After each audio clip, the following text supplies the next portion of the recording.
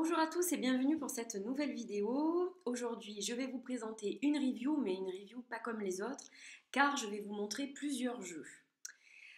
Alors, l'été dernier, pour mon anniversaire, j'ai eu un magnifique cadeau de la part de mon mari et de ma fille. Et je vais vous le montrer. Il s'agit du Lilac and Cherry Twilight Lenormand. C'est un Lenormand vintage qui vient de Russie. Et je vous l'ai déjà montré en fait, ou je vais vous le montrer, je ne sais plus, dans une de mes vidéos concernant le challenge des 31 jours du tarot.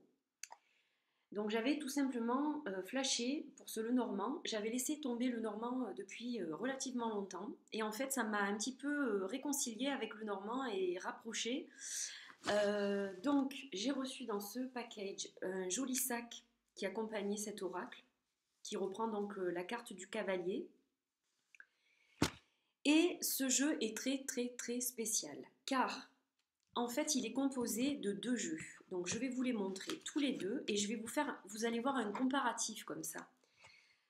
Parce qu'en fait c'est deux jeux de 36 cartes et il y a une carte supplémentaire en fait dans l'un des deux jeux. Donc il y a un jeu de 37 cartes et un jeu de 36. Alors, voilà comment ils sont présentés. Donc il y a une petite carte de présentation. Là, vous avez ici vous avez le lilac qui est en couleur lilas et le cherry qui est couleur plutôt rose cerise, quoi, rose rouge. Donc en fait, ce sont deux jeux Lenormand classiques. Donc dans le lilac, vous avez cette carte supplémentaire qui est la carte de la diseuse de bonne aventure. Alors elle peut être interprétée de deux façons. Elle peut vous représenter vous le consultant. Vous pouvez peut-être la mettre par exemple au milieu de la table et tirer les cartes tout autour. Voilà, elle peut représenter le consultant. Elle peut aussi signifier, si elle sort dans un tirage, que vous la mélangez donc dans le jeu et qu'elle sort dans un tirage, elle peut signifier que vous avez besoin de l'aide d'un parapsychologue, d'un voyant, d'un médium. Voilà, comment dire, elle identifie quand même les gens qui ont des facultés psychiques développées. Voilà pour cette carte de la diseuse de bonne aventure. Alors, pour les deux jeux, ils ont le même dos. Exactement le même. Vous pouvez voir aussi qu'on peut les tourner. Mais bon, le normand, ça n'a pas vraiment d'importance. Maintenant, vous pouvez, si vous avez envie de le travailler dans les deux sens, vous pouvez le travailler dans les deux sens. Hein. Ça, c'est une variante, pourquoi pas. Donc, je vais vous montrer les cartes. Alors, ce que je vais faire, c'est que je ne vais pas tenir le paquet parce que ça ne va pas le faire. Je vais vous les montrer en fait comme ça. Donc voilà, vous avez chaque fois en fait deux cavaliers différents. Par exemple, là vous avez une dame sur le lilac et sur le cherry vous avez un homme. Alors, sachez qu'en fait, donc vous pouvez interpréter ce jeu Lenormand de la façon traditionnelle. Là, par exemple, ça va signifier l'arrivée d'une nouvelle, quelque chose qui se décante, voilà, quelque chose qui se débloque, quelque chose qui va prendre forme, la naissance d'un projet. Ça peut signifier tout un tas de choses selon les cartes que vous tirez alentour. Par contre, dans le petit livret qui est livré avec, qui est en russe et en anglais, je le précise, il n'y a pas de français, il y a seulement russe ou anglais. Donc on vous donne pas la traduction, la signification Lenormand classique, et on vous donne l'interprétation du lilac et du cherry, qui ont donc deux interprétations différentes. Alors, par exemple, je ne vais pas toutes vous les faire, mais au moins vous comprenez un petit peu ce que je veux dire, parce que c'est vrai que c'est pas évident à expliquer. Donc par exemple, pour cette carte du cavalier, donc traditionnellement on vous dit c'est tout ce qui est rapide, tout ce qui bouge de façon rapide, les nouvelles, ça peut aussi être d'importantes nouvelles, des nouvelles initiatives, des choses comme ça. Le lilac va signifier donc le mouvement, tout ce qui est inattendu, des rencontres inattendues, tout ce qui est plaisant, un petit voyage plaisant, il y a un mouvement qui se fait, mais c'est de façon positive. Le cherry, au contraire, va être plutôt dans l'indécision, le doute, le délai au niveau de tout ce qui est juridique, une journée désastreuse, un meeting raté, Donc, voilà un petit peu l'état d'esprit. C'est-à-dire qu'il y a un des deux jeux qui est plutôt dans le traditionnel ou le positif, et l'autre va être plutôt dans le négatif. Donc, je vais vous les montrer.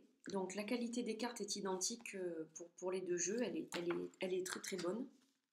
Voilà. Donc, je vais vous les montrer chaque fois. Je vais vous montrer toutes les cartes. Et vous avez aussi la possibilité, si vous l'utilisez je vais y arriver aujourd'hui, c'est très difficile. Si vous l'utilisez traditionnellement, vous pouvez mixer, c'est-à-dire que vous pouvez regarder vos deux jeux tranquillement et choisir la carte qui vous parle le plus. Par exemple, bon ben moi c'est celle-ci qui me parle le plus pour le trèfle, donc je vais prendre celle-ci. Je vous remontre. Voilà, là vous avez les deux trèfles. Pour le bateau, admettons, c'est celle-ci, mais je vais prendre celle-ci. Vous pouvez mixer votre jeu et en faire un jeu, regardez, le dos étant identique, vous pouvez vous faire votre propre jeu en fait. Voilà. Vous pouvez garder plusieurs cartes du lilac et plusieurs cartes du cherry, ou chaque fois choisir entre deux. C'est à vous de voir. Si vous voulez la signification est positive et négative, à ce moment-là, vous mixez carrément les deux jeux entiers. Et bon, ça vous fait un grand oracle, on va dire, de 73 cartes, avec la carte de la bonne aventure. Donc je vous laisse les regarder. Alors elles sont très jolies, elles ont une carte. Décidément aujourd'hui ça le fait pas. Elles ont une taille relativement intéressante, elles sont pas trop petites ni trop grandes, elles sont juste comme il faut. Donc vous voyez que sur chaque carte, je vais prendre celle-là, donc vous avez le titre en anglais en haut, le titre en russe, le titre en anglais en bas, le titre en russe en haut. Vous avez de l'autre côté le numéro de la carte et tout en bas, vous avez la correspondance en cartomancie. Voilà. Donc c'est un jeu vraiment très intéressant parce qu'il y a beaucoup de possibilités en fait pour le travailler. On fait un peu à sa guise. Donc le petit livret est très bien si vous parlez l'anglais ou le russe, hein, pourquoi pas. Il explique très bien avec des mots-clés les significations des cartes aux trois niveaux, donc traditionnel et du côté lilac et du côté cherry, donc c'est très intéressant.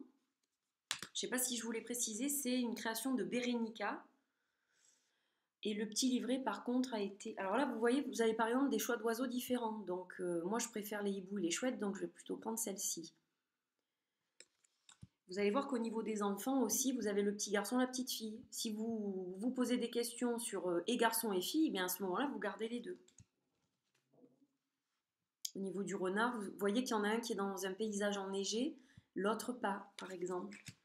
Pour l'ours, c'est pareil, il y en a un de plus agressif que l'autre. Il y a toujours des différences. Alors, la carte de l'étoile, elle est complètement différente. Perso, j'aime pas trop celle-ci. Je sais pas pourquoi. Je la trouve très chargée en fait. Je préfère celle-ci même si c'est sombre.